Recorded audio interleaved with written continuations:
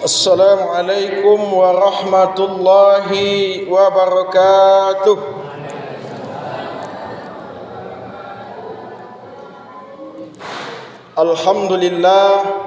Alhamdulillahillazi an'amana bi ni'matil iman wal islam. Asyhadu an la ilaha illallah wa asyhadu anna Muhammadan abduhu wa rasuluh. La nabiyya ba'da amma ba'du. Bapak-bapak, ibu-ibu, hadirin wal hadirat yang dirahmati oleh Allah Subhanahu wa taala. Pertama dan utama sekali, marilah kita memulangkan rasa puja dan puji syukur kita kehadirat Allah Subhanahu wa taala, yang mana beliaulah yang memberikan rahmat dan nikmatnya kepada kita bersama, sehingga dengan rahmat dan nikmat beliau, alhamdulillah kita telah dapat hadir di musholah kita ini guna untuk melaksanakan Qiyamul Ramadan. Kemudian selawat beringan salam tamohonkan kepada Allah agar disampaikan kepada Nabi kita, yakni Nabi besar Muhammad sallallahu alaihi wasallam, dengan lantaran doa Allahumma sholli ala sayyidina Muhammad wa ala ali sayyidina Muhammad. Kalau awak kasadono berselawat, memperbanyak selawat kepada Nabi kita, maka di akhirat nanti akan diberikan syafaat atau pertolongan dari Nabi awak. Jadi awak kasadono harus memperbanyak selawat kepada Nabi awak, dengan lantaran dengan doa, dengan ucapan yakninya Allahumma sholli ala sayyidina Muhammad wa ala ali sayyidina Muhammad. Bapak-bapak, ibu-ibu, hadirin wal hadirat yang berbahagia, sebagai judul tausiah kita pada kesempatan yang berbahagia ini, yakninya nikmat terbaik di dunia dan di akhirat. Bapak-bapak, ibu-ibu, hadirin wal hadirat yang berbahagia, sebelum ambo berceramah, terlebih dahulu ambo akan memperkenalkan diri terlebih dahulu. Karena baru kali kini masuk kamu salaiko. Kalau jalan no lagi cok, kalau tak salah.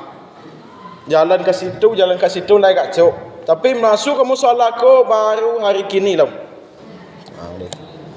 Sebagai namo yang diberikan orang tua, seperti yang disebutkan oleh pengurus Cako, yakni Muhardi, panggilan adik. Itu. Kemudian tempat tinggal di Jorong Duyan Tigo Capang, Pekan Selasa. Dan apa lagi? Suku Melayu Kampung Dalam. Itu. Karena di siku Kampung Dalam nak kok nak. Jadi di sana Justin. Melayu Kampung Dalam Kamanakan Raja Muli kalau di situ. Itu sekadar perkenalan singkat. Kemudian tempat bekerja yaitunya di KUA Kecamatan Pawuruwo sebagai penyuluh agama Islam. Itu. Dari tahun 2004 balik sampai kini lain masih di situ yalau. Kalau ada Bapak-bapak, kalau ada anak bapak-bapak ibu-ibu nan akan menikah di KUA Kecamatan Purworejo, apa sebut jambu situ mah. Itu. Kalau yo keluarga, yo tempat tinggal sampai buang rumah kini ya gitu. Kalau asal kampung itu no di Janjang Kambing. Di Janjang Kambing Melayu Kampung Dalam Kamanakan Raja Muli. Kalau di Siko Melayu Kampung Dalam no tuangku yang dipertuankan baginda Sultan Besar tuangku Raja Sampah. Itu Kampung Dalam no Siko. Kalau di Siton Raja Muli. Bapak-bapak, ibu-ibu, hadirin wal hadirat yang berbahagia, yaitu no sebagaimana judul yang telah saya sampaikan cako, yaitu no nikmat terbaik di dunia dan di akhirat. Nikmat itu adalah segala sesuatu yang diberikan Allah kepada kita. Segala sesuatu yang diberikan Allah kepada kita itu adalah nikmat yang diberikan Allah kepada kita. Yakni no diagino awak kesehatan, diberikannya oleh Allah itu kesehatan kepada awak, dan nikmat harta, nikmat kesehatan, nikmat bernapas. Kalau awak tidak bernapas, maka wajib disolatkan nantinya. Kalau awak tidak bernapas lain. Jadi nikmat itu awak harus melaksanakan, awak harus bersyukur terhadap nikmat yang Allah berikan kepada awak itu. Sebagaimana firman Allah dalam Al-Quran dalam surat Ibrahim ayat 7, yakni a'udzubillahi minasyaitonir rajim, bismillahirrahmanirrahim, la in syakartum la azidannakum wa la in kafartum inna azabi lasyadid. Sesungguhnya barang siapa yang bersyukur terhadap nikmat yang Allah berikan kepada awak, niscaya nikmat itu akan ditambah. Dan barang siapa yang kufur terhadap nikmat yang Allah berikan kepada awak, maka azab Allah itu amatlah pedih. Jadi perintah bersyukur terhadap nikmat Allah itu sangat perlu, bahkan bisa dikatakan wajib bagi awak bersyukur terhadap nikmat Allah itu.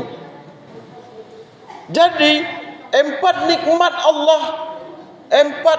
nikmat yang terbaik di dunia dan di akhirat itu, yang pertama adalah hati yang selalu bersyukur. Itu yang pertama, hati yang selalu bersyukur. Sebagaimana yang telah saya sampaikan cako, yakni awak harus bersyukur terhadap nikmat yang Allah berikan kepada awak. Misalnya nikmat harta yang diberikan Allah kepada kita. Kalau sampai satu nisab haratu awak tu, misalnya padi, kalau sampai 1000 sukat, itu wajib kita keluarkan 100 sukik atau 10 belik. Kemudian nikmat yang lainnya, misalnya nikmat kesehatan yang Allah berikan kepada awak, bapa cara mensyukuri yakni dengan melaksanakan perintah Allah dan meninggalkan larangan Allah Subhanahu wa taala. Itu cara mensyukuri nikmat yang Allah berikan kepada awak. Kalau hati awaklah bersyukur terhadap nikmat yang Allah berikan kepada awak itu remung kali rakyat ini akan tentram. Tak ada nan miskin lagi. Tak ada nan miskin lagi kalau awaklah berbagi kepada tetangga, mengeluarkan zakat no haratu awak cako, mengeluarkan sedekah no kalau tak sampai satu nisab. Bahkan pada bulan Ramadan ini itu sangat dianjurkan untuk memanggil orang berbuka. Itu sangat dianjurkan. Pahalanya yakninya sama dengan orang yang puasa itu. Itu kalau memanggil orang berbuka ke rumah awak, pahalanya sama je itu. Sama je orang nan berpuasa itu. Itu yang perlu kita perhatikan kalau awak ingin mendapatkan nikmat terbaik di dunia dan akhirat itu, yaitu hati kita harus selalu bersyukur kepada Allah Subhanahu wa taala. Kemudian yang kedua, yakninya adalah lisan yang selalu berzikir kepada Allah. Itu yang kedua. Lisan yang selalu berzikir kepada Allah. Zikir merupakan yakninya mengingat Allah dimanapun kita berada, wajib ingat kepada Allah itu. Jadi lisan yang selalu berzikir ini yakninya dengan mengucapkan kalimat-kalimat yang baik, kalimat-kalimat yang baik. Contohnya bisa zikir yang kita baca setelah selesai solat itu, dan zikir-zikir yang lain yang banyak sekali, zikir-zikir yang kita pelajari, kita dengar, dan harus kita amalkan di dalam kehidupan kita.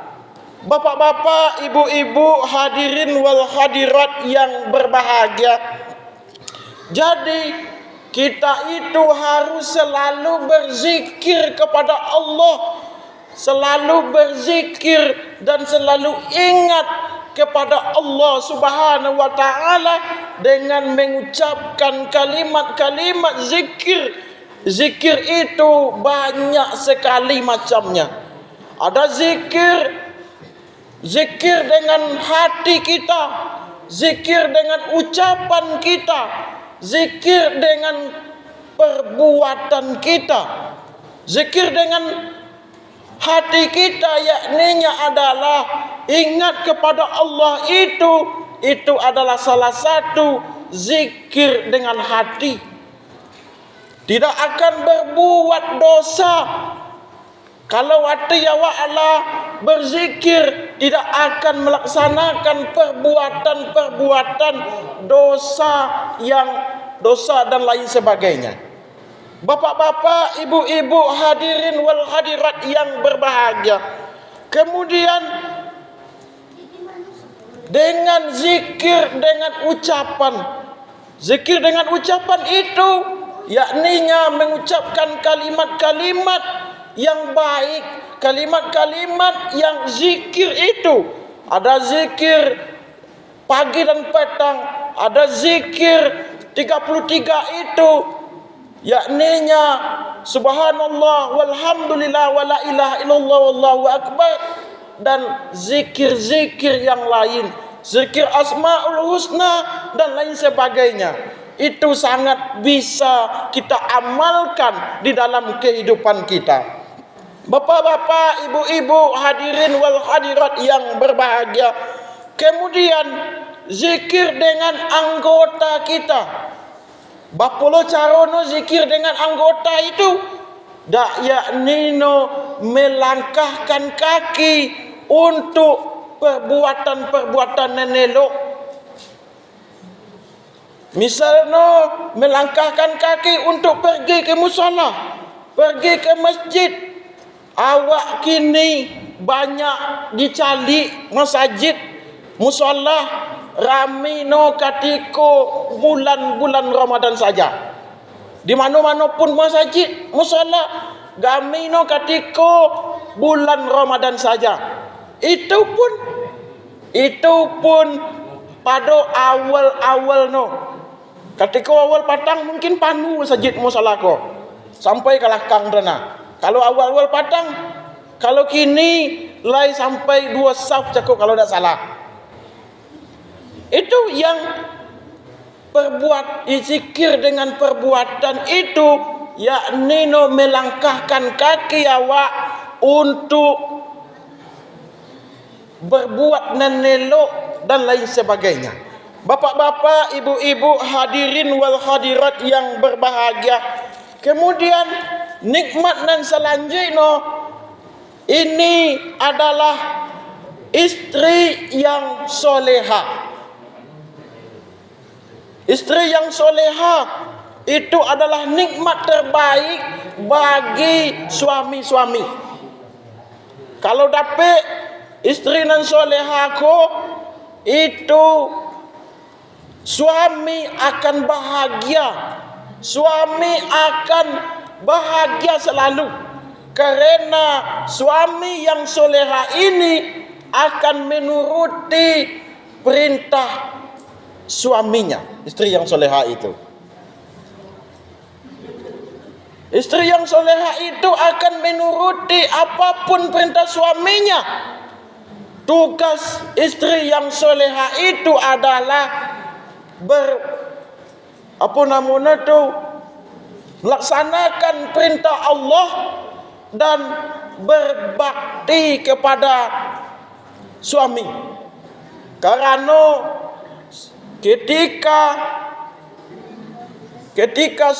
ketika anak perempuan yang sudah menikah itu, surganya yakninya di bawah telapak kaki suami. Jadi jangan ikut campur urusan rumah tangga anak-anak awak. Jangan ikut campur bislah. Bahkan ada di pengadilan agama itu, kasusnya yakni orang ketiga. Orang ketiganya itu bukan selingkuh, tetapi orang tua yang selalu ikut campur urusan anaknya. Itu nan terjadi di kampung awak di Solok Selatan lagi tu. Ada di Solok Selatan. Bapak-bapak, ibu-ibu, hadirin wal hadirat yang berbahagia. Istri yang soleha ini akan mengikuti, akan melaksanakan perintah Allah dan akan berbakti kepada suami dan lain sebagainya. Bapak-bapak, ibu-ibu, hadirin wal hadirat yang berbahagia. Demikianlah ceramah kita pada kesempatan yang berbahagia ini. Karena ala 5 minit. Jadilah tu besok kalau ada kata awak sambung balik, yakni dan lain sebagainya. Wabillahi taufik wal hidayah. Assalamualaikum warahmatullahi wabarakatuh.